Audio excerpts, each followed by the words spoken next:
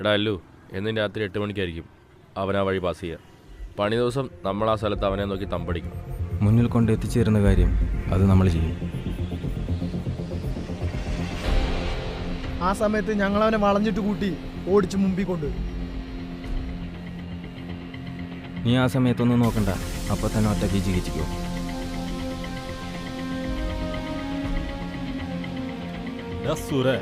നമ്മൾ ഈ പണി ഓക്കെ ആക്കി കഴിഞ്ഞാൽ നേരെ പൊള്ളാച്ച് പിടിക്കും.